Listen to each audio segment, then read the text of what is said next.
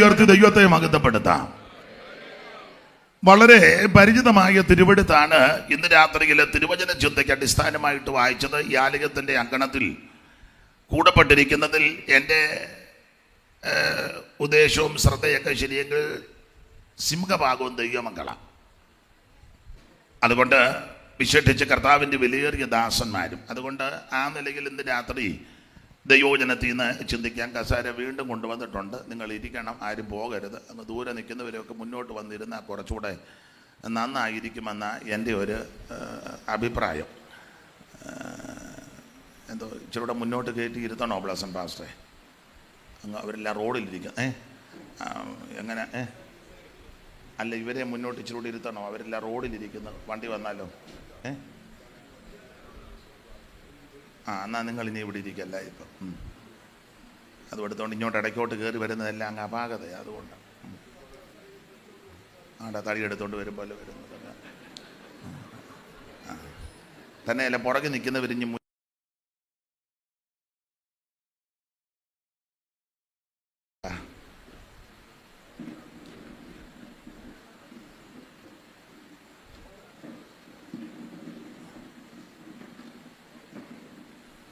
ഞാൻ ഇരിക്കുന്നവരെ ഇച്ചിരി മുന്നോട്ട് ഇരുത്തുകാരെന്നെങ്കിൽ പിന്നെ പുറകിലങ്ങ് കസാര ഇട്ടാൽ മതിയായിരുന്നു.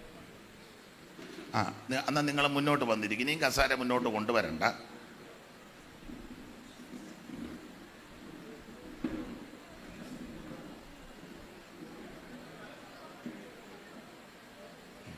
ഞാൻ എൻ്റെ പരുവത്തിന് ചെയ്തേനമായിരുന്നു. ആട്ടെ,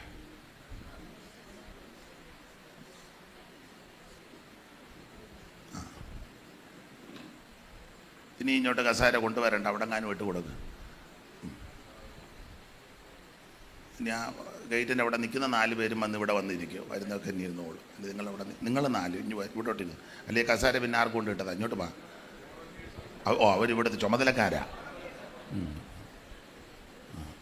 വേറെ ആരെങ്കിലും ഉണ്ട് ഇങ്ങോട്ട് പറഞ്ഞു വിട്ട് സമയം പോകുന്നു. അതുകൊണ്ടാണ്. അട്ടെ, യാക്കോബിന്റെ ലേഖനം 4-ാം അധ്യായം 7-ാമത്തെ തിരുവെടുത്താണ് തിരുവചന ചിന്തയ്ക്ക് അടിസ്ഥാനമായിട്ട് വായിച്ചത്. വാക്യം എല്ലാവർക്കും വളരെ പരിചിതമാണ്. കഴിഞ്ഞ രാത്രികളിൽ ശ്രേഷ്ഠരായ ദൈവദാസന്മാരെ ദൈവം ശക്തമായിട്ട് ഉപയോഗിച്ചു. അവരെ ഓർത്ത് ദൈവത്തെ സ്തുതിക്കുകയും അവിടുത്തെ വരവ് താമസിച്ചാൽ വീണ്ടും അവരെ ശുശ്രൂഷകൾ വർദ്ധിച്ചു വരുവാൻ ദൈവം അവർക്കെല്ലാം കൃപ കൊടുക്കട്ടെ. ഈ സ്ഥലം സഭ, ഇവിടെയുള്ള ദൈവമക്കൾ എല്ലാവരെയും ദൈവം അനുഗ്രഹിക്കട്ടെ. നമ്മോടുകൂടെ വീണ്ടും ദൈവത്തെ ആരാധിപ്പാൻ അനേകരെ ദൈവം ഈ ദിവസങ്ങളിൽ ഒരുക്കിയെടുക്കട്ടെന്ന് പ്രാർത്ഥിക്കും. എന്നെ ഈ ശുശ്രൂഷയ്ക്ക് ക്ഷണിച്ച കർത്തദാസന സഭയ്ക്കും ഒരിക്കൽ കൂടി നന്ദിയും ചൊല്ലുന്നു. ദൈവം സഹായിക്കട്ടെ. ഇന്ന് രാത്രിയിൽ ഞാൻ ഓർപ്പിച്ചല്ലോ, സിംഹഭാഗവും ദൈവമക്കൾ. അതുകൊണ്ട് ആ നിലയിൽ വചനത്തിൽ നിന്ന് ചില കാര്യങ്ങൾ ചിന്തിക്കാം. വളരെ പരിചിതമായ വാക്യമാണ് യാക്കോബിന്റെ ലേഖനം 4-ാം അധ്യായം 7-ാമത്തെ തിരുവെടുത്ത്. നമുക്കറിയാം, വേദപുസ്തകത്തിലെ 66 പുസ്തകത്തിലെ, പുതിയ നിയമത്തിലെ 27 പുസ്തകത്തിലെ, വിശേഷിച്ച 21 ലേഖനങ്ങളിൽ വളരെ പ്രധാനപ്പെട്ട ഒരു ലേഖനമാണ് യാക്കോബിന്റെ ലേഖനം. വേദപുസ്തകം പഠിക്കുമ്പോൾ യാക്കോബ് ഒന്നിൽ കൂടുതലുണ്ട്. അതിൽ പ്രധാനപ്പെട്ട ആളാണ് കർത്താവിൻ്റെ സഹോദരനാകുന്ന യാക്കോബ്. വേദപഠിതാക്കളിൽ ചിലര് പറയുന്നത് റോമാലേഖനവും യാക്കോബിന്റെ ലേഖനവും സമാന്തരമായ 2 രേഖ പോലാന്ന്. വേറൊരാൾ എന്നെ പഠിപ്പിച്ച് പറഞ്ഞ ഒരു പക്ഷിയുടെ 2 ചിറക് പോലാണ് റോമാലേഖനവും യാക്കോബിന്റെ ലേഖനവും. കാരണം 2 ലേഖനത്തിലും ലേഖനകർത്താക്കൾ 2 വിഷയം സ്ഥാപിക്കുക. നമുക്കറിയാം, റോമാലേഖനത്തിൽ വിശ്വാസത്താൽ നീതീകരണം, പഴയ നിയമ പ്രവചന പുസ്തകത്തിലെ വാക്യ സൂക്തമെടുത്ത് എൻ്റെ നീതിമാൻ വിശ്വാസത്താൽ ജീവിക്കും, അതിനെ കോട്ട് ചെയ്ത് പൗലോസ് അരക്കിട്ടുറപ്പിക്കുന്ന ഭാഗമാണ് റോമാലേഖനം. എന്നാൽ യാക്കോബ് ഇതിനെ ഖണ്ഡിക്കുന്നില്ല. യാക്കോബ് പ്രവർത്തിക്ക് ഊന്നൽ കൊടുക്കുക. തോമസൊട്ടിച്ചാനൊക്കെ ദൈവവചനം പഠിപ്പിക്കുന്നത്. അതുകൊണ്ട് കാലപ്പഴക്കം നോക്കിയാൽ എനിക്ക് തോന്നുന്നത് റോമാലേഖനത്തിലും മുമ്പ് എഴുതിയത് യാക്കോബിന്റെ ലേഖനമാണ്, അല്ലയോ? അപ്പം പൗലോസിനെ വെട്ടിയതൊന്നുമല്ല. ചില ആൾക്കാർ പറയുന്നത് പൗലോസിനെ യാക്കോബ് വെട്ടിയെന്ന. കാരണം പൗലോസ് ഇത് എഴുതുന്നതിന് മുന്നേ യാക്കോബ് ഇത് എഴുതി. അപ്പോൾ റോമാലേഖനത്തെക്കാളും പഴക്കം യാക്കോബിന്റെ ലേഖനമാണ്. പൗലോസ് റോമാലേഖനം എഴുതിയതിന് ശേഷം യാക്കോബ് ഇത് എഴുതിയെങ്കിൽ നമുക്ക് ചിന്തിക്കാം, പൗലോസിനോട്ടൊരു നാടൻ ഭാഷ പറഞ്ഞ ഒരു കീച്ച് കൊടുത്തതാ. അല്ല, അപ്പോൾ പ്രവൃത്തിക്ക് ഊന്നൽ കൊടുക്കുക. യാക്കോബ് റാഹാബിന്റെ വിഷയങ്ങളും ഒക്കെ അബ്രഹാമിന്റെ വിഷയങ്ങളെല്ലാം എടുത്ത് തെളിയിച്ചു. ഞാൻ ആ ഭാഗത്തേക്ക് പോകുന്നില്ല, അറിയാമല്ലോ. അപ്പോൾ വേറെ പഠിതാക്കളിൽ ചിലർ പറയുന്നത് യാക്കോബ് രക്ഷയ്ക്ക് വലിയ പ്രാധാന്യമൊന്നും കൊടുക്കുന്നില്ലെന്ന ചിലരുടെ വാദം. എന്നാൽ യാക്കോബിന്റെ ലേഖനം സൂക്ഷ്മമായി പഠിച്ചാൽ വളരെ പ്രാധാന്യം കൊടുക്കുന്നയാളാ രക്ഷയ്ക്ക്. അത് നമുക്കറിയാം, 3 വിധത്തിലുള്ള രക്ഷ യാക്കോബ് രേഖപ്പെടുത്തിയിട്ടുണ്ട്. 1 ആത്മരക്ഷ, 2 പ്രാണരക്ഷ, 3 ദേഹരക്ഷ. വായിച്ചേ, 1-ാം അധ്യായത്തിന്റെ 21-ാം വാക്യവും 5-ാം അധ്യായത്തിന്റെ 19-ാം വാക്യവും 2-ാം അധ്യായത്തിന്റെ 16-ാമത്തെ തിരുവെടുത്തും പെട്ടെന്ന് വായിച്ച് സഹായിക്കണം. ആകയാൽ എല്ലാ അഴുക്കും ദുഷ്ടതയുടെ ആധിക്യവും വിട്ട് നിങ്ങളുടെ ആത്മാക്കളെ രക്ഷിപ്പാൻ മതി. അപ്പോൾ ആത്മരക്ഷ 5:19. സഹോദരന്മാരെ, നിങ്ങളിൽ ഒരുവൻ സത്യം വിട്ട് തെറ്റിപ്പോകുകയും അവനെ ഒരുവൻ തിരിച്ചു വരുത്തുകയും ചെയ്താൽ പാപിയെ നേർവഴിക്കാക്കുന്നവൻ അവന്റെ പ്രാണനെ മരണത്തിൽ നിന്ന് രക്ഷിക്കുന്ന പ്രാണരക്ഷ. ഇത് രണ്ടും കൊണ്ട് ഒക്കത്തില്ലല്ലോ ഈ ലോകത്ത് ജീവിക്കുമ്പോൾ. ദേഹരക്ഷ ആവശ്യമാണ്. അതാ 2:16. സമാധാനത്തോടെ പോയി തീ കായുകയും. ഒരുത്തനെ പ്രയാസപ്പെട്ട് ബന്ധപ്പെട്ട് കഷ്ടപ്പെട്ട് നമ്മുടെ കൂടെ വരുമ്പോ അവന് തണുപ്പടിച്ച് വരിക. തീ കാഞ്ഞു എന്നാണോ പറയുന്നത്? അടുത്ത വാക്യം, വിശപ്പടക്കുകയും ചെയ്യുവീൻ എന്ന് പറയുന്നതല്ലാതെ. അപ്പൊ അവന് വിശപ്പിന് കൊടുക്കണം, അവന്റെ ദുഃഖം മാറ്റി കൊടുക്കണം. ഇത് കൊടുക്കാതെ കണ്ട് ദേഹരക്ഷയ്ക്ക് ആവശ്യമുള്ളത് അവർക്ക് കൊടുക്കാതിരുന്നാൽ. ദേഹരക്ഷ, അപ്പം ദേഹരക്ഷയ്ക്ക് ആവശ്യമുള്ളത് കൊടുക്കണം. ദേഹരക്ഷയ്ക്കും പ്രാധാന്യമാണ്. ഒരു വ്യക്തി ഈ ഭൂമിയിൽ ജീവിക്കുമ്പോൾ ഈ 3 രക്ഷയും കരസ്ഥമാക്കണം. രക്ഷയ്ക്കകത്ത് ഇതെല്ലാം അടങ്ങിയിട്ടുണ്ട്. ആത്മരക്ഷ മാത്രമല്ല, അതിനകത്ത് ദേഹരക്ഷയുണ്ട്. പക്ഷെ നമ്മള് എല്ലാത്തിനും ഓർഡർ തെറ്റിച്ചാന്നല്ലോ നമ്മുടെ പരിപാടിയല്ല. എല്ലാം ഓർഡർ തെറ്റിച്ച. ഓർഡർ പൗലോസ് കൊടുത്തിട്ടുണ്ട്. 5:23 തെസ്സലോനിക്കർക്ക് എഴുതിയ 1-ാം ലേഖനം 5-ാം അധ്യായത്തിന്റെ 23. അത് ഓർഡറാ. വായിച്ചേ. സമാധാനത്തിന്റെ ദൈവം തന്നെ നിങ്ങളെ മുഴുവൻ എന്തുവാന്ന് അടുത്ത വാക്യത്തിൽ മുഴുവൻ ഒരു പൂർണ്ണത. മുഴുവൻ എന്തുവാണ്? മുഴുവനും ശുദ്ധീകരിക്കുമാറാകട്ടെ. അടുത്തത് ആത്മാവും പ്രാണനും ദേഹവും. ഇതാ ഓർഡർ. അതുകൊണ്ടാണ് ഞാൻ യാക്കോബിന്റെ ലേഖനത്തിൽ ഓർഡർ വായിപ്പിച്ചത്. അധ്യായം അനുസരിച്ച് വായിപ്പിച്ചെങ്കിൽ 1-ാം അധ്യായവും 2-ാം അധ്യായവും 5-ാം അധ്യായവും വായിക്കണം. അറിയാമല്ലോ. ഞാൻ തെസ്സലോനിക്കർക്ക് എഴുതിയ 1-ാം ലേഖനം 5:23 അടിസ്ഥാനത്തിൽ ഓർഡർ പറഞ്ഞതേ ഉള്ളൂ. എന്നാ ഓർഡർ! അപ്പോൾ ദൈവം വച്ചിരിക്കുന്ന ഓർഡർ ഇതാ: ആത്മാവ്, പ്രാണൻ, ദേഹം. ഇതാ ഓർഡർ. അല്ല, എല്ലാത്തിനും ഓർഡറുണ്ട്. ഈ ഓർഡർ തെറ്റിക്കുമ്പോഴാ പ്രശ്നം.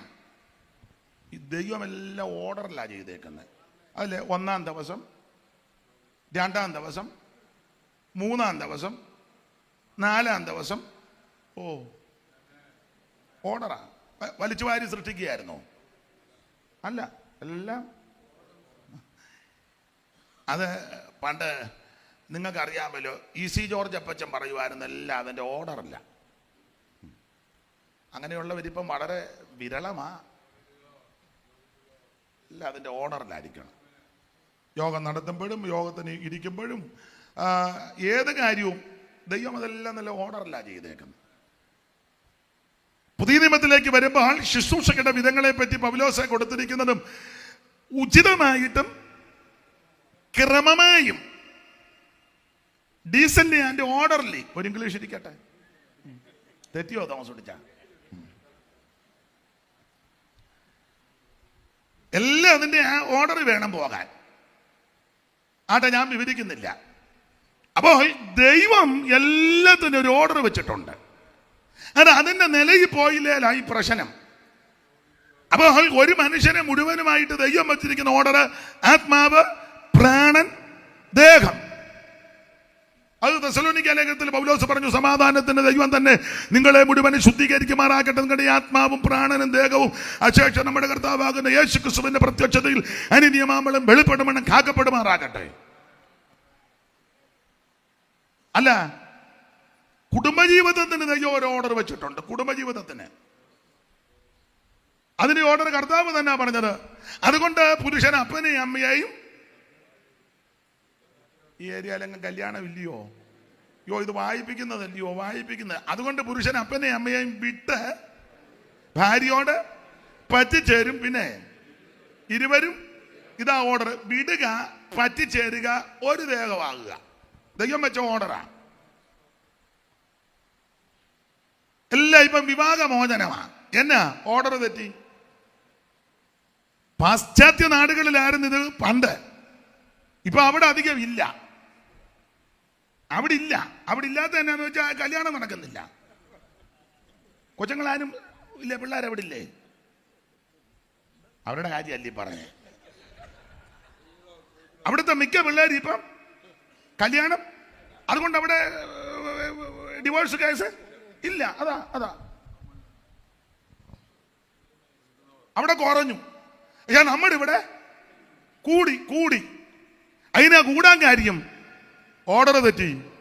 ദൈവം വച്ചിരിക്കുന്ന ഓർഡർ വിടുക, പറ്റിച്ചേരുക, ഒരു ദേഹമാകുക. ഇത് നേരെ ആദ്യം ഒരു ദേഹമായിട്ട് അങ്ങ് നടക്കും. ബീച്ചിലും വേണ്ടാത്തടത്തും ചെടിയുടെ കീഴേയും ഒന്നും അറിയാൻ മേല.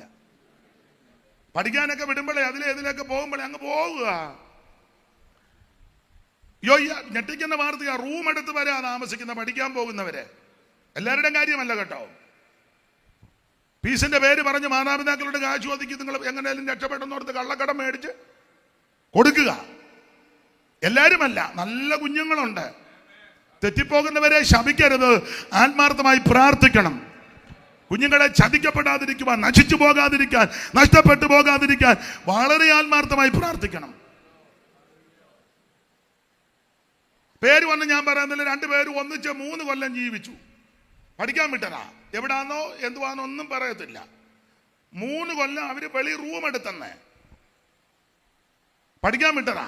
അവനും അവളും വീട്ടുകാരിതൊന്നും അറിയുന്നുമില്ല. ഞാൻ ദൃഷ്ടാന്തമായിട്ട് ഒരു സംഭവമാണ്. നാളുകൾ കഴിഞ്ഞു, പഠിത്തമെല്ലാം കഴിഞ്ഞ് എല്ലാം പഠിച്ചു. പഠിത്തമെല്ലാം കഴിഞ്ഞ് വന്നപ്പം പെണ്ണിന് കല്യാണം അവള് പറഞ്ഞു ഒക്കത്തില്ല ഇനി. അപ്പം ചെറുക്കൻ പെന്തിക്കോസാ, പെണ്ണ് വേറൊരു വിഭാഗത്തില്ല. പ്രശ്നമായി.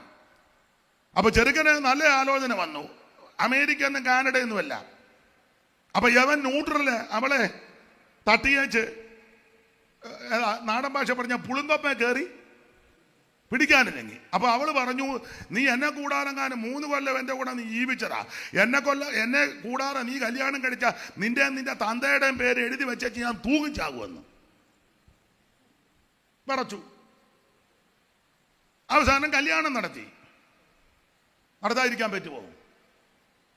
പിറ്റേന്ന് കല്യാണത്തിന്റെ തലേന്ന് അവളെ എങ്ങാണ്ട് കൊണ്ട് കുളത്തിനകത്ത് മുക്കി, കോഴിയെ മുക്കും പോലെ. മുക്കിയെന്ന് സ്നാനമെന്നൊന്നും പറയാനൊക്കത്തില്ല. അവളെ കൊണ്ട് മുക്കിയെന്ന്. അതാണോ സ്നാനം? മുക്കി. സ്നാനം വേറെ. കല്യാണം നടത്താൻ സെൻട്രൽ പാസ്റ്ററെ വിളിച്ചു. അയാളോടെന്നാ ഇത് പറഞ്ഞു കൊടുക്കണ്ടേ, പരിവക്കേടാന്ന്. ഇവർക്ക് ഇച്ചിരി കാശുള്ളത് കൊണ്ട് അയാൾ ഉടനെ ഇളകി. അയാൾ പറഞ്ഞു, വാത്സല്യ മകനെ ഓർക്കുമ്പോൾ എന്റെ ഉള്ളം തുടിക്കുന്നു. പിന്നെ അയാൾക്ക് ഭയങ്കര തുടിപ്പാ. കാരണം കൊടുത്തു നന്നായിട്ട്.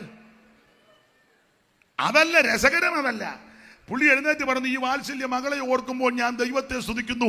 ഈ വിശ്വാസത്തിന് വേണ്ടി ഏകയായിട്ട് ആ വീട്ടിൽ നിന്ന് കൊച്ചുങ്ങൾ അവിടെ 100 ചിരിച്ചിരിക്കുക. ദൈവമേ വിഡ്ഢി ഇതൊന്നും അറിയുന്നില്ലല്ലോ എന്ന്. ഉള്ള കാര്യമാ. പേരും സ്ഥലവും ഒന്നും പറയത്തില്ല.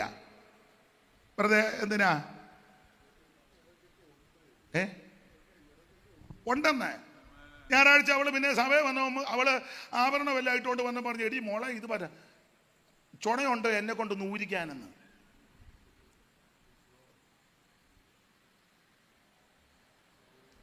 കുറ്റമല്ലേ പറയാനെ, ഇങ്ങനെ പോയിക്കൊണ്ടിരിക്കുന്നേ.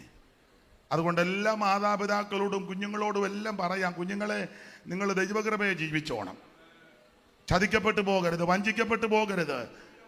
ആമേൻ. ദുഷ്ടന്റെ പിടിയിലൊന്നും അകപ്പെട്ടു പോകരുത്. മാതാപിതാക്കൾ ആത്മാർത്ഥമായിട്ട് പ്രാർത്ഥിക്കണം കുഞ്ഞുങ്ങൾക്ക് വേണ്ടി. അങ്ങനെ വഴിതെറ്റിപ്പോകുന്ന കുഞ്ഞുങ്ങൾ നശിച്ചു പോകരുത്. അവർ മടങ്ങി വരട്ടെ, അവർ ദൈവത്തെ അറിയട്ടെ, ദൈവത്തെ ഭജിക്കട്ടെ. എന്താ കാരണം?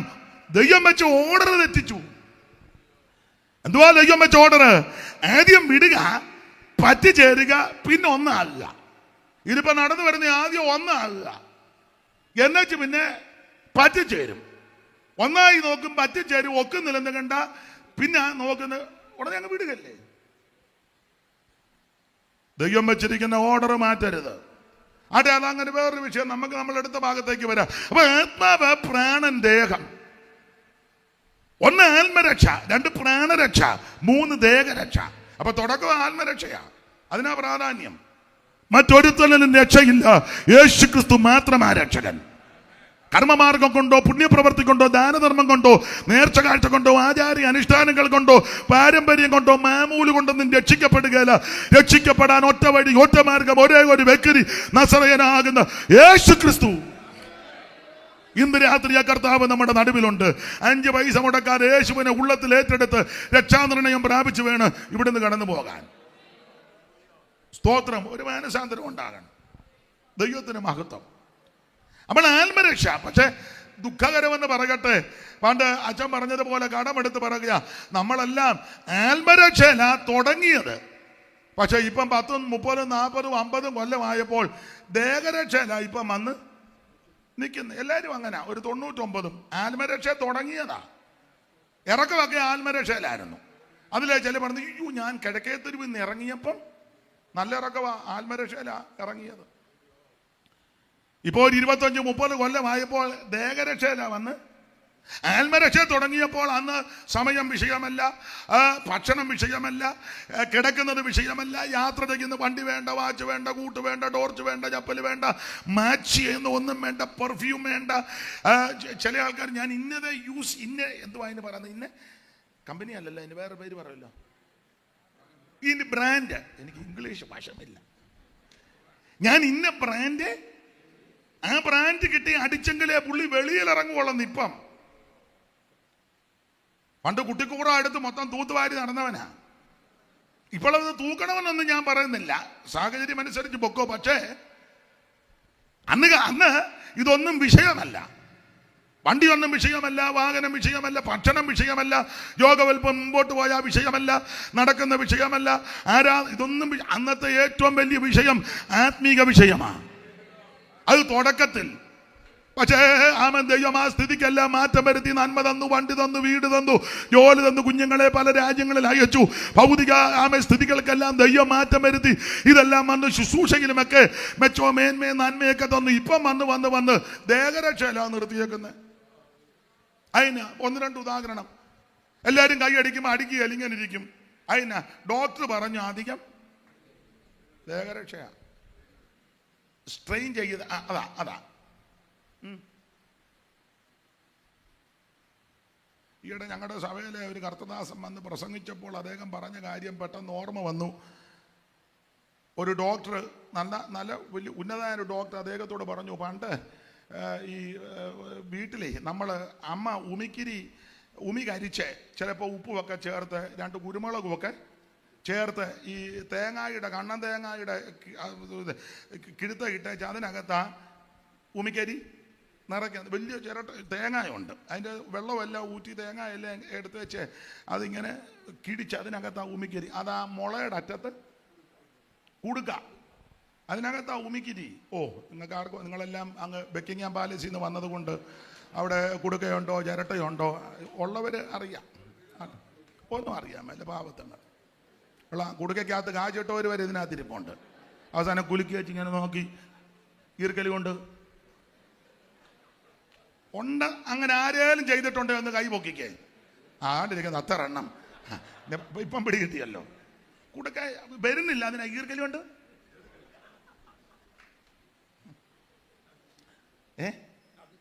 അതാ. അപ്പൊ ഈ കുടുക്കകത്ത് ആ ഉമിക്കരി കൊണ്ട് പല്ല് തേക്കും, ചൂണ്ടുവരല് വെച്ച് പല്ല് നന്നായിട്ട് തേക്കും. എന്നിട്ട് ഈർക്കലി എടുത്തോണ്ടാ നാക്ക്. അത് പെരക്കാത്തൊന്നും, ഇപ്പൊ എല്ലാം പെരക്കാത്താന്നല്ലോ. എല്ലാം വരയ്ക്കാത്ത. അവിടെ നാക്ക് പഠിക്കുന്നു, അപ്പുറം ബാത്റൂമിൽ പോകുന്നു, ഇവിടെ ഇരുന്ന് കഴിക്കുന്നു, എല്ലാം അടുത്തടുത്താ. പണ്ട് അങ്ങനെ ആയിരുന്നു. പണ്ട് പറമ്പിന്റെ മൂലയ്ക്ക, അങ്ങേ മൂലയ്ക്ക ഒന്ന് മറച്ചൊരു പാലത്തടി ഇട്ട്. ഇപ്പൊ എല്ലാം പേരേക്കും എല്ലാം നാക്ക് പഠിക്കുന്നു, ബാത്റൂമിലോട്ട് പോകുന്നു, ഇപ്പറ ഇരുന്ന് കഴിക്കുന്നു, തൊട്ടപ്പുറം ഉണ്ടാക്കുന്നു. നിങ്ങൾക്കൊന്നും അറിയാൻ മേല. ആട്ടെ, ഉള്ളതാട്ടെ. അപ്പൊ പണ്ട് നാക്ക് പഠിക്കുമ്പോഴേ ഭയങ്കര ശബ്ദം എടുക്കും ചിലര്, എടുക്കും. അപ്പൊ ആ ഡോക്ടർ അദ്ദേഹത്തോട് പറഞ്ഞെന്ന്, അത് ഹാർട്ടിന് വളരെ പ്രയോജനമാണ്. ഹാർട്ടിന് അറ്റാക്കും വരാതിരിക്കാൻ വളരെ നല്ലതാ. എന്നാ നമ്മുടെ കൂടെ ഉള്ളത് മിക്കതിനും അറ്റാക്ക്, അനങ്ങുന്നില്ലല്ലോ, മിണ്ടുന്നില്ലല്ലോ. അന്ന് നാക്ക് പഠിക്കുമ്പോഴാ ഉറക്കെ ആയാസം എടുക്കുന്നത്. എടാ, ഇന്ന് യോഗത്തിന് വന്നൊരു 10 ഗ്ലോറി പറയാവോ ഉറക്കെ? ഒരു ഹല്ലേലൂയ അകത്തീന്ന് വരണം. Praise the Lord.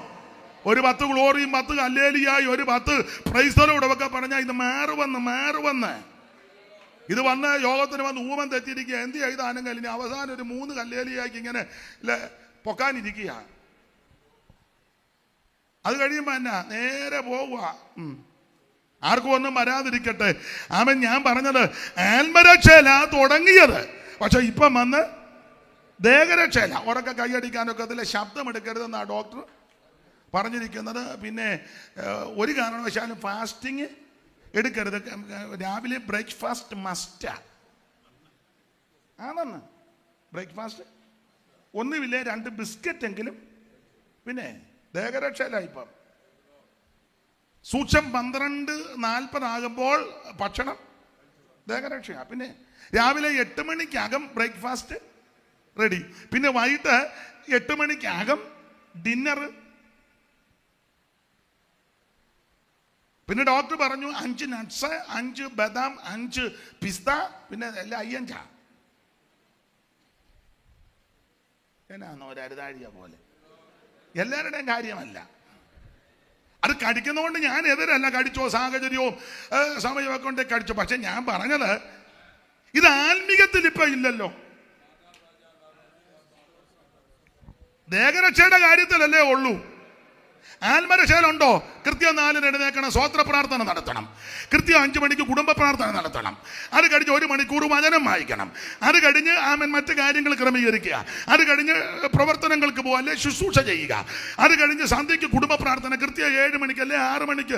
ഇതിലൊരു യാതൊരു ക്രമോ അല്ല. ഉണ്ടെങ്കിൽ ഉണ്ടെന്ന് പറയില്ല. ഇല്ല, പൊതുവില്ല, ആരെ ഉദ്ദേശിച്ചല്ല. ഇല്ല. പ്രാർത്ഥന കൃത്യസമയത്ത് ആരംഭിക്കണം. പാട്ട് പഠിക്കണം, വചനം വായിക്കണം, ധ്യാനിക്കണം. വീട്ടിൽ മാസത്തിലൊരു ഉപവാസ പ്രാർത്ഥന വെക്കണം. കോട്ടയി മീറ്റിംഗ് മുടക്കരുത്. ഇത് മിക്കടത്ത് ലേലം വിളിയാ. ആർക്ക് വേണം. പണ്ടൊരു നാടൻ പാട്ടുണ്ടായിരുന്നു, ആർക്ക് വേട്ടായ കളിനീലിക രമ്പൻ. ആർക്ക് വേട്ടാന്ന്, ആർക്ക് വേണമെന്ന് ചോദിക്കുകയല്ലേ ആർക്ക് വേണം. അപ്പൊ നേരെ ഇരുന്നവനെല്ലാം കുനിഞ്ഞിരിക്കും. നേരെ ഇരുന്നല്ലേ അങ്ങോട്ട് വെക്കുന്നെന്ന് ചോദിക്കുന്നത്. അതുകൊണ്ട് ഇപ്പൊ ഉപദേശമാരും എല്ലാം ലിസ്റ്റ് ഇട്ടിരിക്കുക. ഞാനും ഇന്ന് ഇട്ടേച്ചാ വന്നേ.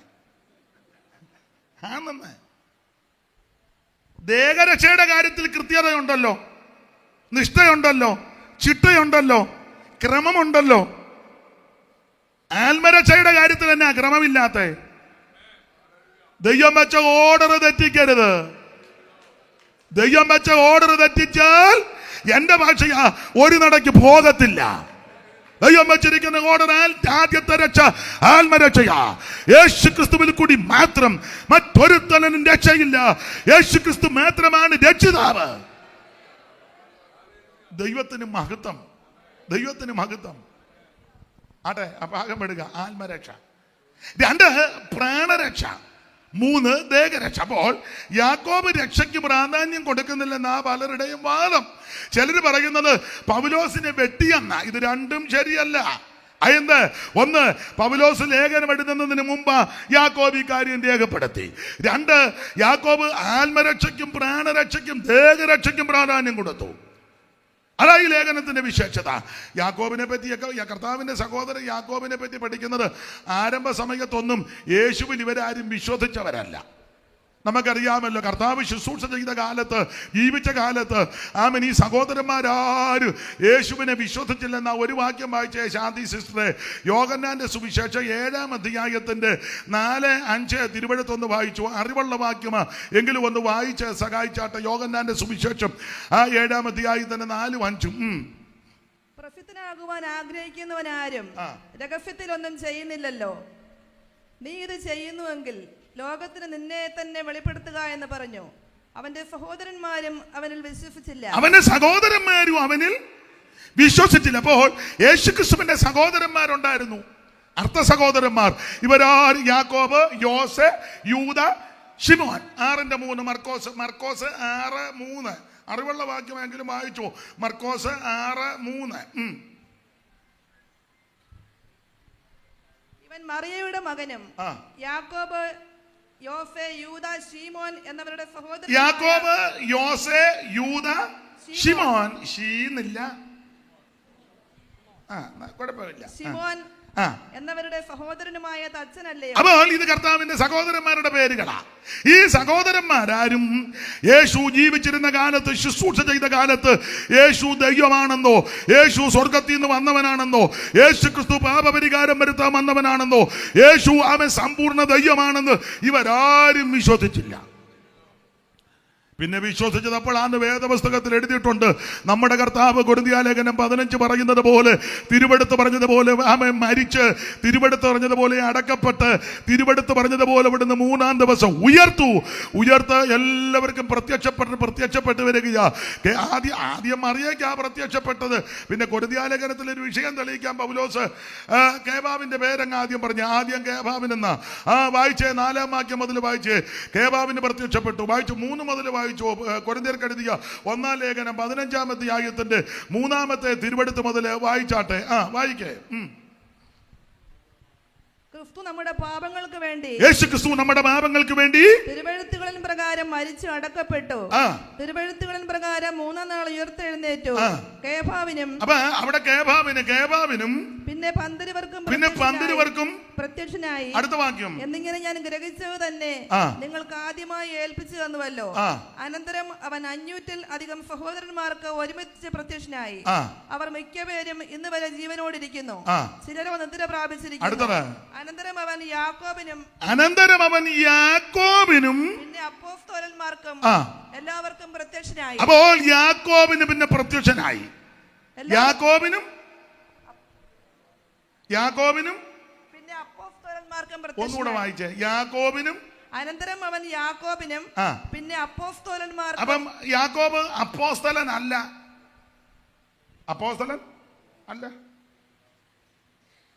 അപ്പോസ്തലന്മാരെ കർത്താവ് തെരഞ്ഞെടുത്തല്ലോ, 12 പേരെ. അത് ഇന്നലെ ഞാൻ പ്രസംഗിച്ചോ പറഞ്ഞു. 12 പേരെ തെരഞ്ഞെടുത്തത് എന്തിനാ? 3 കാര്യമായി എഴുതിയേക്കുന്നത്. 1 തന്നോടുകൂടെ ഇരിക്കാൻ, 2 പ്രസംഗിക്കണം, 3 ഭൂതത്തെ പുറത്താക്കണം. ഇപ്പോഴത്തെ അപ്പോസ്തലന്മാര് സിംഹഭാഗം ആൾക്കാരും കർത്താവിനോട് കൂടെ ഇരിക്കുന്നില്ല. വന്ന ഉടനെ ഭൂതത്തെ ഇറക്കുക. എല്ലാരും ഭൂതത്തെ, കർത്താവിന്റെ കൂടെ ഇരിക്കുന്നില്ലെന്ന്. കർത്താവ് വെച്ച ഓർഡർ, മുമ്പേ പറഞ്ഞ ഓർഡറാ. ആ വാക്യം ശാന്തി സിസ്റ്റർ കണ്ടെങ്കിൽ മർക്കോസിന്റെ സുവിശേഷം 3-ാം അധ്യായത്തിലാ. ഞാൻ റെഫറൻസ് അങ്ങ് മറന്നു. 13 അല്ലയോ തോമസ് കുട്ടിച്ച? വായിച്ചേ സിസ്റ്ററെ. 3:13 മർക്കോസ് പെട്ടെന്ന് വായിച്ചു. പിന്നെ അവൻ മലയിൽ കയറി തനിക്ക് ബോധിച്ചവരെ അടുക്കൽ വിളിച്ചു. അവർ അവന്റെ അരികെ വന്നു. അവൻ തന്നോടുകൂടെ ഇരിപ്പാനും അതാ ഓർഡർ. തന്നോടുകൂടെ ഇരിപ്പാനും പ്രസംഗിക്കേണ്ടതിന് അയക്കാനും ഭൂതങ്ങളെ പുറത്താക്കുവാനും അധികാരമുണ്ടാകുവാനും ഇതാ ഓർഡർ. അപ്പൊ ആദ്യത്തെ ഓർഡർ തന്നെ കർത്താവിന്റെ കൂടെ ഇരിക്കണം. ഇത് കർത്താവിന്റെ കൂടെ പലരും ഇരിക്കുന്നില്ല. എല്ലാരും പ്രസംഗിക്കുക. പോയിന്റാ. 4 പോയിന്റ്, 3 പോയിന്റ്. ഇതിന്റെ ഗ്രീക്ക്, ഹീബ്രു, അത് തെറ്റാനൊന്നുമല്ല. അങ്ങ് പ്രസംഗമാ. പ്രസംഗിക്കരുതെന്നല്ല, കർത്താവിന്റെ കൂടെ ഇരുന്നേച്ച് വേണം പ്രസംഗിക്കാൻ. കർത്താവിന്റെ കൂടെ ആദ്യം ഇരിക്കണം. ഇതിപ്പം കർത്താവിൻ്റെ കൂടെ ഇരിക്കുന്നില്ല, മുഴുവൻ ഗൂഗിളിനകത്ത് കയറിയിരിക്കുക, നെറ്റിനകത്ത് കയറിയിരിക്കുക, പിന്നെ അതിനകത്തിരുന്നെല്ലാം അങ്ങ് റിസർച്ചാ. കർത്താവിൻ്റെ കൂടെ ഇരിക്കാൻ, എന്നിട്ട് കർത്താവിനോട് നമ്മൾ പ്രസംഗിക്കാൻ പോകുമ്പോൾ ഒരു വാക്ക് പ്രാർത്ഥന, കർത്താവ് അടിയൻ കടന്നു പോകുന്നു, കൂടെ ഇരിക്കണം. കർത്താവ് ചോദിക്കുക, നീ എൻ്റെ കൂടെ എത്ര നേരം ഇരുന്നേച്ചായി പോകുന്നേ പൊത്ത കൊടുത്തോണ്ടേ? കർത്താവ് ചോദിക്കുകയല്ലേ? അയ്യോ, കർത്താവ് ചോദിക്കും, ഞാൻ നിന്റെ കൂടെ വരണമെന്ന് കൂടിയിരിക്കണമെന്ന് നീ പറയുന്നുണ്ട്, നല്ല കാര്യം വരും, നീ എൻ്റെ കൂടെ ഇരുന്നോ? രാവിലെ എഴുന്നേറ്റ് വെളുപ്പിനെ എഴുന്നേറ്റ് ഇരുന്നോ? സ്വോത്ര പ്രാർത്ഥന നടത്തിയോ? നീ ജാഗരണ പ്രാർത്ഥന നടത്തിയോ? പോരാടി പ്രാർത്ഥിച്ചോ? ആത്മാവിൽ നിറഞ്ഞോ? ഏതപ്പാ ഗോതമംഗലം. ആട്ടെ, ആ ഭാഗം വിടുക, കർത്താവിൻ്റെ കൂടെ ഇരിക്കണം. അപ്പോൾ ഈ 3.5 വർഷത്തെ ശുശ്രൂഷയിൽ ഈ സഹോദരന്മാർ യേശുവിൽ വിശ്വസിച്ചില്ല. എന്നാൽ ഉയർത്തെഴുന്നേറ്റ് യേശു ക്രിസ്തു പ്രത്യക്ഷപ്പെട്ട് വന്നപ്പോൾ യാക്കോബിന് പ്രത്യക്ഷപ്പെട്ടു.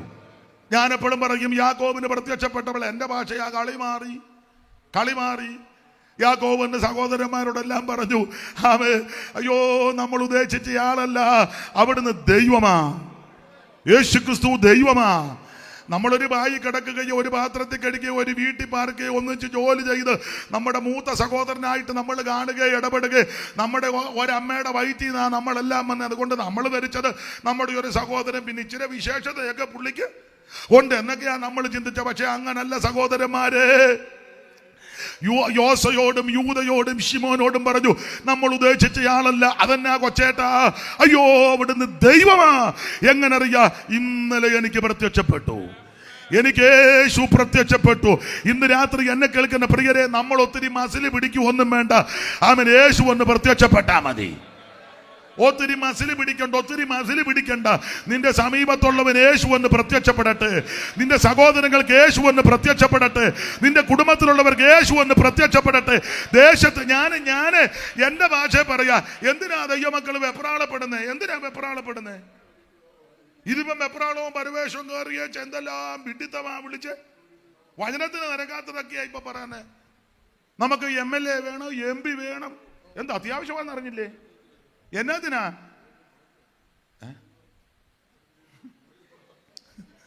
നിങ്ങളൊന്നും പറയണ്ട, നിങ്ങൾക്ക് പാര വരും. എന്നെ പിന്നെ ഇതിനായിട്ട് അഭിഷേകം ചെയ്ത് വിട്ടിരിക്കുന്നതുകൊണ്ട് ഞാൻ അതിൻ്റെ പരുവത്തിന് മിണ്ടരുതേ.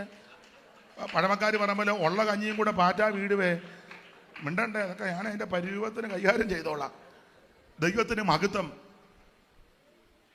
എടാ, MLA വേണ്ട, MP വേണ്ട, മെമ്പറും വേണ്ട, ആരും വേണ്ട, പിന്നെ എന്നാ? ഇഷ്ടമുണ്ടേ വിശ്വസിച്ചാൽ മതി. MLA യേശു ഒന്ന് പ്രത്യക്ഷപ്പെട്ടാ പോരെ? ഇപ്പോഴുള്ള MLA-മാർക്ക് യേശു ഒന്ന് പ്രത്യക്ഷപ്പെട്ടാ പോരെ? മുഖ്യമന്ത്രിക്ക് യേശു ഒന്ന് പ്രത്യക്ഷപ്പെട്ടാ പോരെ? പ്രധാനമന്ത്രിക്ക് യേശു ഒന്ന് പ്രത്യക്ഷപ്പെട്ടാ പോരെ? അമിത്ഷായ്ക്ക് യേശു ഒന്ന് പ്രത്യക്ഷപ്പെട്ടാ പോരെ? VD സതീശൻ യേശു ഒന്ന് പ്രത്യക്ഷപ്പെട്ടാ പോരെ? സ്വോത്ര പിണറായിക്ക് യേശു ഒന്ന് പ്രത്യക്ഷപ്പെട്ടാ പോരെ? എന്നാ ഒരു സങ്കടം? പിന്നെ ദൈവത്തിന് മഹത്വം. നിന്റെ അടുത്തുള്ളവൻ യേശു പ്രത്യക്ഷപ്പെട്ടാ പോരെ? ഒരു തള്ളയുണ്ട് ശശികല, യേശു വന്ന് കലയ്ക്ക് പ്രത്യക്ഷപ്പെട്ടാ പോരെ? ശശികല അത് മതിയെന്ന്. നമ്മളിവിടെ കിടന്ന് കണ്ണനവും ബഹളവും തർക്കവും വാദവും പിന്നെ എന്തുവാ ചോദ്യോത്തരോ എന്തെല്ലാം കൊന്തറാക്കൊള്ളിയ. എടാ, ഞാനൊരു കാര്യം പറയാ, നീയും ഞാനും മുട്ടാലിരുന്ന് പോരാടി പ്രാർത്ഥിക്കണം. പ്രാർത്ഥിക്കുമ്പോൾ യേശു അവർക്ക് പ്രത്യക്ഷപ്പെടും. അല്ലാതെ നെടുക നടന്ന് വോട്ട് പിടിക്കുക, നെടുക നടന്ന് ഉള്ള എല്ലാവരും സ്ഥാനാർത്ഥിയാക്കുമ്പോൾ യോഗത്തിനും ചിലത് വരികയില്ല, കൂട്ടായ്മയ്ക്കും വരികയില്ല. ഇവൻ പിന്നെ പോകേണ്ട എല്ലായിടത്തും എല്ലാവരുടെയും കാര്യമല്ല, പോയേ പറ്റൂ. ജനപ്രതിനിധിയല്ലേ? അതോ IPCയുടെ ആണോ MLA MP? IPCയുടെ അല്ല, ജനപ്രതിനിധിയാ. ഒരു ദേശത്തെ MLA, ഒരു MP, അല്ലെ ഈ മുഖ്യമന്ത്രി ഇപ്പോൾ പിണറായി വിജയൻ കമ്മ്യൂണിസ്റ്റുകാരുടെ അല്ല, കേരളത്തിന്റെ മുഖ്യമന്ത്രിയാ. ബഹുമാനപ്പെട്ട നരേന്ദ്രമോദി അവർ ഇന്ത്യയിലെ പ്രധാനമന്ത്രിയാ. അദ്ദേഹം BJPയുടെയോ RSSന്റെയോ അല്ലെങ്കിൽ അവരുടെ പാർട്ടിയുടെ അല്ല, ഇന്ത്യ മഹാരാജ്യത്തിന്റെ പ്രധാനമന്ത്രിയാ. അപ്പൊ അവർക്ക് പല കാര്യങ്ങളുണ്ട്, ഉത്തരവാദിത്വമുണ്ട്. അതുകൊണ്ടാണ് ഞാൻ പറയും, നിങ്ങൾ ഇഷ്ടമുണ്ടോ ചോദിച്ചാൽ മതി. ഒരു MLAയോ MPയോ വന്നാൽ ആ രാജ്യത്തുള്ള നാട്ടിലുള്ള പല കാര്യങ്ങൾക്ക് ഇടപെടണം. അല്ലാതെ നീ കയറി വെച്ച് പറയാം എന്നെ കിട്ടുകയെന്ന് പറഞ്ഞാൽ നല്ല തേമ്പും നിന്നെ. അപ്പൊ ചെയ്യേണ്ട കാര്യം വേറെ പുസ്തകത്തിന്റെ വെളിച്ചത്തിൽ പറയാ, നീ ഞാനും മുട്ടയിലിരുന്ന് പ്രാർത്ഥിക്കണം. ദൈവമക്കൾ പോരാടി പ്രാർത്ഥിക്കുമ്പോൾ നിലവിലുള്ള MLA-യോട് MP-യോടും ദൈവം ഇടപെടും. യേശു പ്രത്യക്ഷപ്പെടുകയല്ലേ? അവൻ അന്ന് പ്രത്യക്ഷപ്പെട്ടവൻ ഇപ്പോഴും പ്രത്യക്ഷപ്പെടും. ഇന്ന് രാത്രി അവിടെ നമ്മുടെ നടുവിലുണ്ട്. Praise the Lord. അവിടത്തേക്ക് കഴിയാത്ത ഒരു കാര്യവുമില്ല. ഇന്ന് രാത്രി ദൈവത്തിന്റെ പൈതല്, നീ യേശു പ്രത്യക്ഷപ്പെടാൻ പ്രാർത്ഥിക്ക. സുന്ദർ സിംഗിന് മാത്രമല്ല പ്രത്യക്ഷപ്പെടുന്നത്, സാധു സുന്ദർ സിംഗിന് മാത്രമല്ല പ്രത്യക്ഷപ്പെടുന്നത്, അവൻ കിഴക്കേത്തെരുവിലുള്ള നിനക്കും പ്രത്യക്ഷപ്പെടും. അമേരിക്കയിലുള്ള ബില്ലി ഗ്രാമിനോ അങ്ങനെയുള്ളവർക്ക് മാത്രമല്ല യേശു പ്രത്യക്ഷപ്പെടുന്നത്. ആമേൻ, സ്തോത്രം. ആമേൻ, സ്തോത്രം. ചെങ്ങമനാടുള്ള നിനക്കും യേശു പ്രത്യക്ഷപ്പെടും. ഇന്ന് രാത്രി അവിടുന്ന് മുഴു ലോകത്തിന്റെ ദൈവമാ. യേശു ക്രിസ്തു ഏകദൈവമാ. യേശു ക്രിസ്തു സത്യദൈവമാ. യേശു ക്രിസ്തു നിത്യദൈവമാ. യേശു ക്രിസ്തു സാക്ഷാൽ ദൈവമാ. ഇന്ന് രാത്രി യേശു ഒന്ന് പ്രത്യക്ഷപ്പെടട്ടെ. ഉയർത്തെഴുന്നേറ്റ ക്രിസ്തു പ്രത്യക്ഷപ്പെടുന്ന മേദിയനുയായികൾക്കും പ്രത്യക്ഷനായി പ്രിയ ദിനമോദി. മേദിയനുയായികൾക്കും പ്രത്യക്ഷനായി പ്രിയ ദിനമോദി.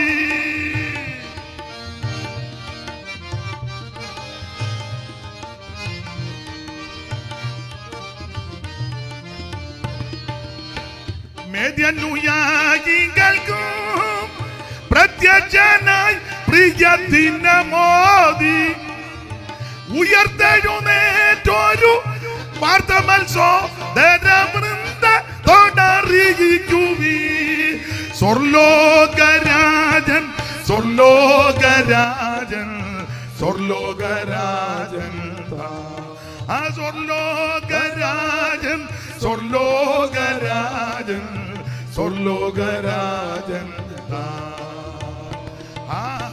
അതിശയമേ മെരുകിലുരുവായി മഹിമയിൽ വീണ്ടവനെ.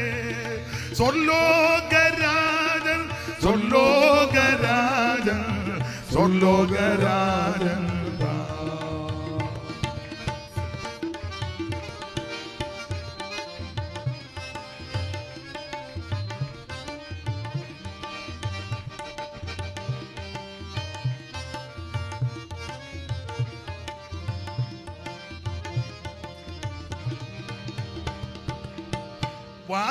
വാതിലടച്ചിരിക്കെ മധ്യത്തിലെ സുവർണ്ണ ഞാൻ നൽകി.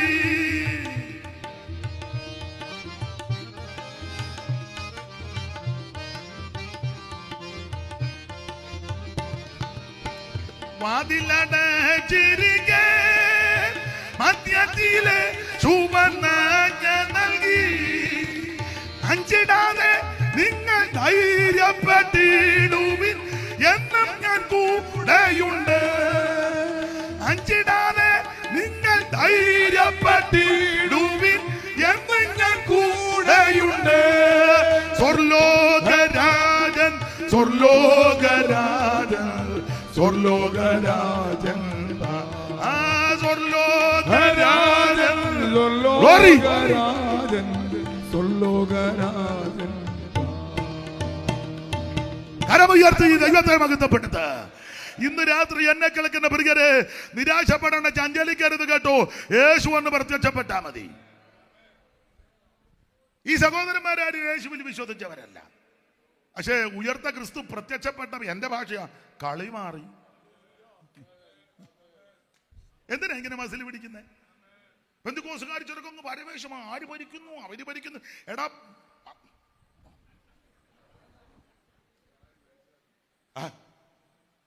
നീ എന്തിനിങ്ങനെ കിടന്ന്? യേശു പ്രത്യക്ഷപ്പെട്ടാ മതി. യേശു പ്രത്യക്ഷപ്പെട്ടാ മതി.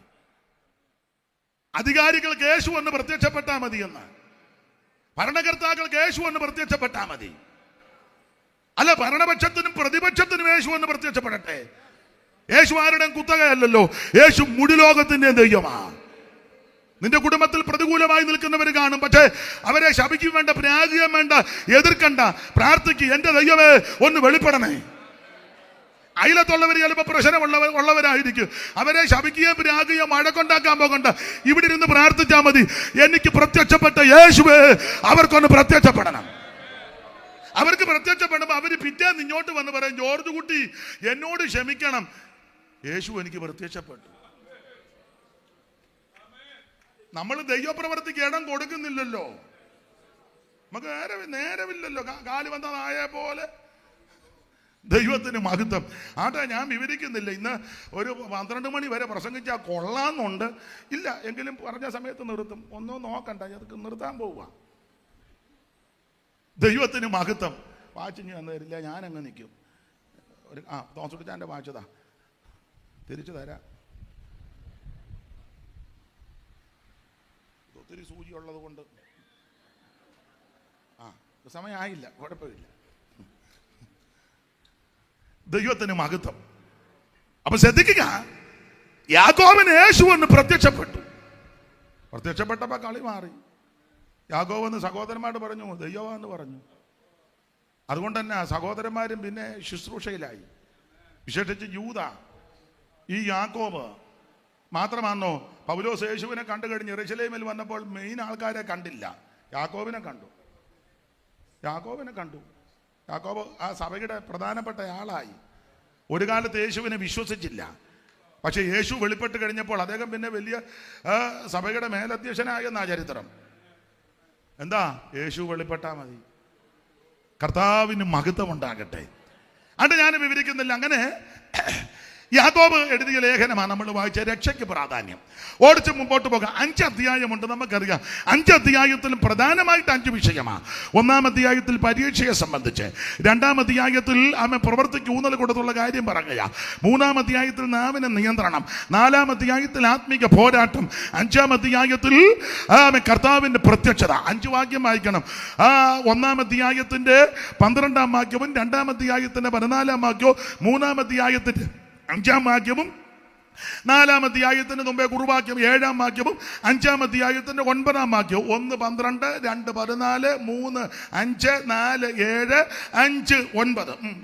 പരീക്ഷ ഫലിക്കുന്ന മനുഷ്യൻ ഭാഗ്യവാൻ, അവൻ കൊള്ളാകുന്നവനായി തെളിഞ്ഞ ശേഷം കർത്താവ് തന്നെ സ്നേഹിക്കുന്നവർക്ക് വാഗ്ദത്തം ചെയ്ത ജീവകിരീടം പ്രാപിക്കും. അപ്പൊ 1-ാമത്തെ അധ്യായത്തിൽ പരീക്ഷ, അത് ശരിയായി പറഞ്ഞ പരിശോധന അല്ലയോ?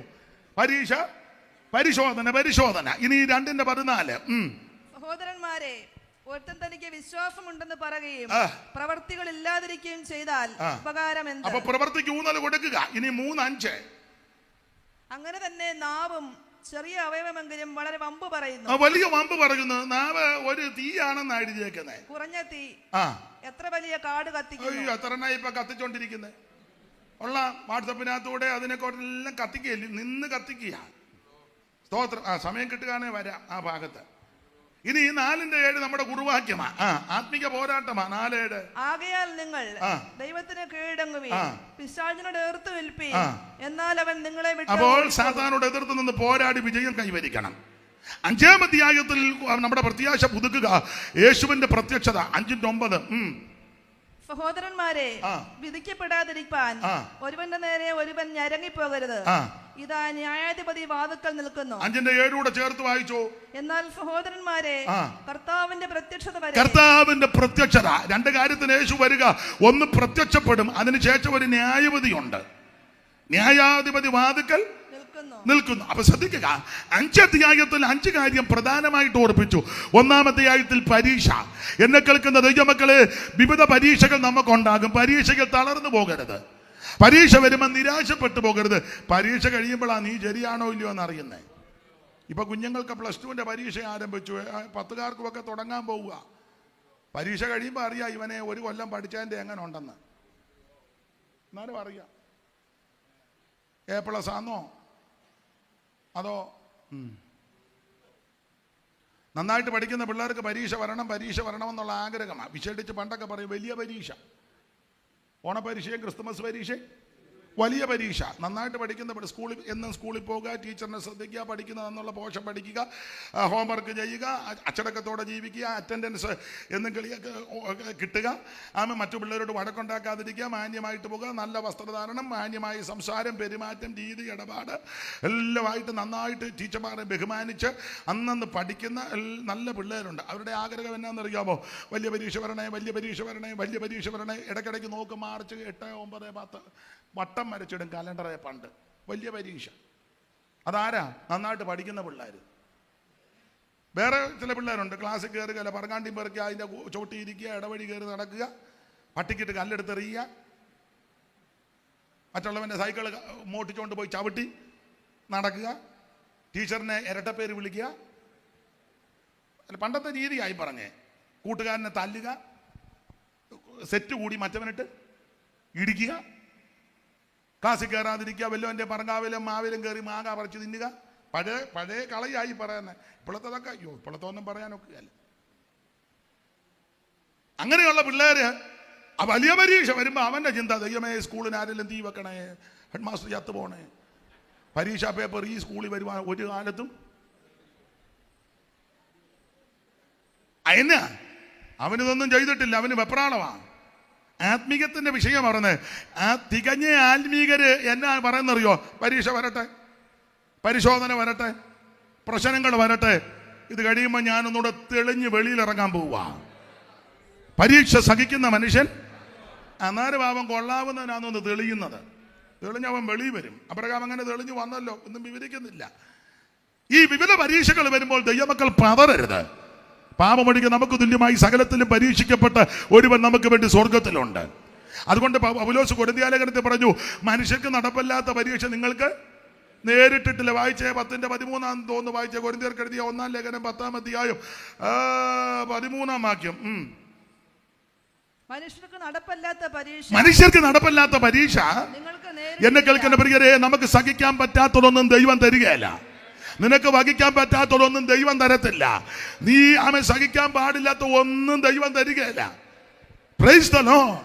മനുഷ്യർക്ക് നടപ്പില്ലാത്ത പരീക്ഷ നിങ്ങൾക്ക് നേരിട്ട്, നമുക്ക് സഹിക്കാൻ പറ്റാത്തൊന്നും ദൈവം തരികയില്ല. ഇപ്പൊ തോമസ് കുട്ടിച്ചാൻ കൊച്ചുമക്കളുണ്ടോ? എത്രയുണ്ട്? 3 പേര്. ഇളയ ആളിന് എന്തോ പ്രായമുണ്ട്? 1.25. അതിന്റെ മൂത്തതിനോ 6 വയസ്സ്. അപ്പൊ അത് നല്ല ഉണ്ടോ? എന്തിയേ? അവിടെ ഇരിക്കട്ടെ. അപ്പൊ 6 വയസ്സുള്ള മോനോ മോളോ? 6 വയസ്സ് മോളെ. എന്തോ പേര്? ഐറിൻ. നല്ല പേരുവാ. പുള്ളിക്ക് പേരിടാനൊക്കെ അറിയാം. അപ്പോൾ ഐറിനെ ഇവിടെ കൊണ്ടുവന്ന് വെച്ചാൽ ഈ തോമസ് കുട്ടി പാസ്റ്റർ ഐറിന്റെ തലയിലോട്ട് 50 കിലോ ചരക്കെടുത്ത് വെക്കുകയാണെങ്കിൽ തോമസ് കുട്ടി പാസ്റ്റർ നമുക്ക് ഇന്ന് രാത്രി അഡ്മിറ്റ് ആക്കണം. സ്ഥലമൊക്കെ എനിക്കറിയാം. എൻ്റെ വണ്ടിയിലായിരിക്കും കൊണ്ടുപോകുന്നത്. കാരണം ഞാൻ സ്നേഹിക്കുന്നത് കൊണ്ടാണ്. ഇനി അങ്ങനെ വെച്ചോണ്ടിരുന്നാൽ വലിയ വിപത്തുണ്ടാകും. 6 വയസ്സുള്ള ഐറിന്റെ തലയിലോട്ട് 50 കിലോയുടെ ഭാരം ഈ ബഹുമാന്യ കർത്തദാസൻ വെച്ചാൽ കൊച്ചല്ല വിഷയം, ഇദ്ദേഹമാ വിഷയം. മൂത്ത മോൻ എന്തോ പ്രായമുണ്ട്? മോനാണോ മോളാണോ? മോള്. മോനുണ്ടോ? എന്നെ വിളിച്ചായിരുന്നല്ലോ. അല്ല, തോമസ് കുട്ടിച്ചാൻ്റെ 40 വയസ്സ്. 38 വയസ്സുള്ള ചെറുക്കൻ്റെ തലയിലോട്ട് ഒരു 20 കിലോ സാധനം വെച്ചാൽ പുള്ളിയെ അഡ്മിറ്റ് ചെയ്യണ്ട. അവൻ പറയാ എനിക്ക് ഒക്കെ ഞാൻ അവനെ അഡ്മിറ്റ് ചെയ്യണം. വേണ്ടായോ? 20 കിലോ ഭാരമുള്ളൊരു സാധനം. മോന്റെ പേരെന്നാ? ജോർജ് തോമസിനോട് ഇതങ്ങോട്ട് അയ്യോ പപ്പ എന്നെ കൊണ്ടൊക്കത്തില്ലെന്ന് പറഞ്ഞാൽ പുള്ളീനെ നമുക്ക് അഡ്മിറ്റ് ചെയ്യണം. അതിന് വേറെ ചികിത്സയുണ്ട്. നിങ്ങൾക്ക് മനസ്സിലായി കാണും. സ്വർഗത്തിലൊരു പിതാവുണ്ട്. നമുക്ക് വഹിക്കാൻ പറ്റാത്തതൊന്നും നമ്മുടെ തലയിൽ വെക്കത്തില്ല. നിനക്ക് ചുമക്കാൻ പറ്റാത്തതൊന്നും ദൈവം തരികയില്ല. നിനക്കും എനിക്കും വഹിക്കാൻ പറ്റാത്തതൊന്നും ദൈവം തരത്തില്ല.